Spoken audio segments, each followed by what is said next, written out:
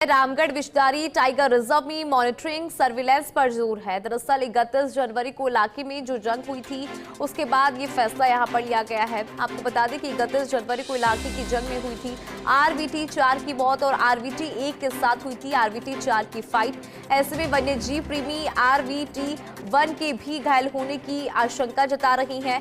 ऐसे में डीसीएफ अरविंद झा ने अपने अनुभव का इस्तेमाल किया, विचरण क्षेत्र में कैमरा ट्रैप और ज्यादा बढ़ाए, मैनुअल ट्रैकिंग को और भी ज्यादा मजबूत किया।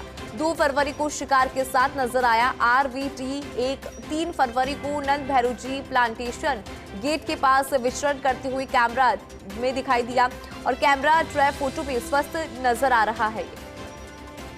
अधिक जानकारी लेंगे, एसोसिएट एडिटर निर्मल तिवारी जी हमारे साथ फोन लाइन पर है। निर्मल जी, तस्वीरें भी हम दिखा रही हैं क्योंकि कैमरा में ट्रैप भी यहां पर हुआ है, लेकिन जो तस्वीरें हैं उसमें वो स्वस्थ नजर आ रहा है। लेकिन फाइट हुई थी, उसके बाद सर्विलांस भी बढ़ाया गया है। क्या जानकारी है आपके पास? देखिए इंदु, ये बड़ी राहत भरी खबर है क्योंकि रामगढ़ विषधारी को देश के, जैसा मैं पहले भी कहता रहा हूँ, देश के सबसे वाइब्रेंट टाइगर रिजर्व के तौर पर देखा जा रहा है। लेकिन पहले वहां पर आरवीटी 2 की मौत होना बाघिन की, और उसके बाद आरवीटी 4 जो सरिस्का से 2303 जिसको वहां शिफ्ट किया गया था, उसकी पिछले दिनों मौत हो गई थी 31 जनवरी को टेरिटोरियल फाइट में। आरवीटी 1 जो पहले से T115 जो रणथंभौर से चल के रामगढ़ विषधारी खुद पहुंचा था, उसको वहां आरवीटी 1 नाम दिया गया। और चूंकि वहां काफी लंबे समय से वो है तो वहां की टोपोग्राफी भी अच्छी तरह से जानते हैं और काफी हष्टपुष्ट भी है। 31 जनवरी को जब फाइट हुई तो आरवीटी 4 की उसमें मौत हो गई थी, लेकिन जब 2 बाघ लड़ते हैं तो निश्चित तौर पर एक की भले ही मौत होगी, लेकिन दूसरे को भी काफी शारीरिक नुकसान पहुंचता है, उसको भी घायल होने की आशंका रहती है। ऐसे में लगातार वन्यजीव प्रेमी इस बात की आशंका जता रहे थे कि आरवीटी 1 भी कहीं ना कहीं घायल हुआ होगा तो उसको देखना होगा।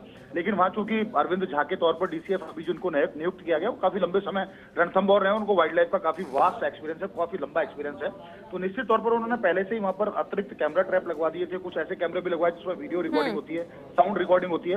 उसके अलावा ट्रैकिंग मॉनिटरिंग को और मजबूत किया। मैनुअल ट्रैकिंग उन्होंने जो टीमें थी उनको वहां बढ़ा दिया, तो उसमें बड़ी अच्छी तस्वीरें सामने आई हैं। 2 फरवरी को देखिए आरवीटी 1 जो नजर आ रहा है वो शिकार के साथ नजर आ रहा है, उसने जो किल कर रखा था किल के ऊपर है वो।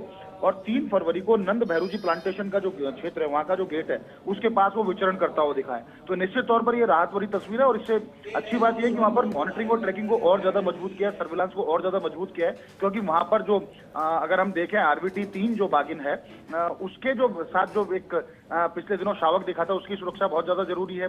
आरवीटी 2 की जो मादा शावक है, अब जो सब एडल्ट हो चुके हैं, उनका विचरण वहां पर है। आरवीटी 1 एक ऑलरेडी वहां पर मौजूद है और ऐसे में जो T114 का जो शावक था उसको भी वहां पर अभी एनक्लोजर में, तो भविष्य में उसकी भी रिवाइल्डिंग की जानी है। तो बहुत ज्यादा जरूरी है वहां एक अनुभवी सिस्टम से पूरे एक मैनेजमेंट को प्रॉपर तरीके से चलाए, tiger management, wild life management. तो अरविंद झा और उनकी जो नई टीम है निश्चित तौर पर इस पहले प्रयास में कामयाब रही है। उम्मीदें की जानी चाहिए, लेट्स द फिंगर क्रॉस, कि वहां सब कुछ ठीक रहेगा, बाघों की आबादी भी बढ़ेगी। लेकिन ये राहत देने वाली तस्वीरें हैं और इससे अच्छी बात यह है हिंदू के साथ साथ एक और तस्वीर बहुत ही शानदार राहत देने वाली आई है। उसको कूनो पालनपुर जो है उसमें भी जो मादा चीता है वीरा, उसने भी 2 शावकों को जन्म दिया है। तो वहां पर भी लगातार चीतों की संख्या बढ़ रही है और भविष्य में चूंकि हमको भी मध्य प्रदेश के साथ एमओयू करना है 400 किलोमीटर लंबा वृहद चीता लैंडस्केप बनाने के लिए, उसमें ये तस्वीर निश्चित तौर पर बहुत ही मतलब कहते हैं ना कि अच्छा संकेत दे रही है। और मुख्यमंत्री भूपेंद्र यादव और जो मोहन यादव जो वहां के मुख्यमंत्री भी हैं मध्य प्रदेश को, उन्होंने अपने एक्स पोस्ट पे इसको साझा भी किया है। तो निश्चित तौर पर कह सकते हैं 2 राहत भरी तस्वीर आई है और उम्मीद की जानी चाहिए सब कुछ ठीक ठाक रहेगा।